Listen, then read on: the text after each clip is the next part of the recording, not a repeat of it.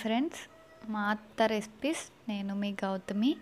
ఈరోజు బంగాళదుంప cabbage fry ఎలా ఈజీగా చేసుకోవచ్చో ఇప్పుడు చూద్దాం. దానికి కావాల్సిన పదార్థాలు ఏంటో ఇప్పుడు చూద్దాం. సన్నగా తరిగి పెట్టుకున్న క్యాబేజీ, 2 బంగాళదుంపలు, 1 టేబుల్ స్పూన్ మినప్పప్పు, 4 పచ్చిమిరపకాయలు, కరివేపాకు, 4 వెల్లుల్లి రెబ్బలు, 1 టేబుల్ స్పూన్ జీలకర్ర, ఆవాలు. ఇప్పుడు ప్రాసెస్ ఏంటో చూద్దాం.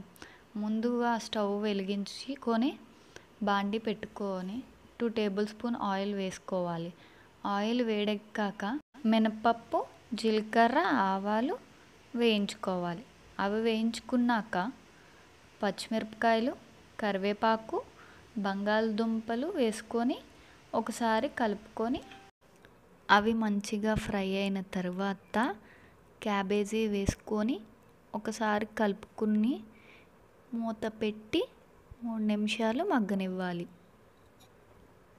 3 నిమిషాల తర్వాత మూత తీసి ఒకసారి కలిపిన తర్వాత టేస్ట్కి సరిపడా సాల్ట్, 1/2 టేబుల్ స్పూన్ పసుపు, దంచిన వెల్లుల్లి వేసుకోవాలి.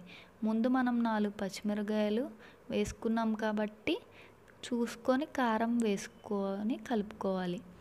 ఆ తర్వాత కొత్తిమీరతో గార్నిష్ చేసి సర్వ్ చేసుకుంటే ఎంతో సింపుల్గా బంగాళదుంప క్యాబేజీ ఫ్రై రెడీ అయిపోతుంది. ఈ బంగాళదుంప క్యాబేజీ ఫ్రై అన్నంలో కానీ, చపాతీలో కానీ, జొన్న రొట్టెలో కానీ తింటే చాలా బాగుంటుంది.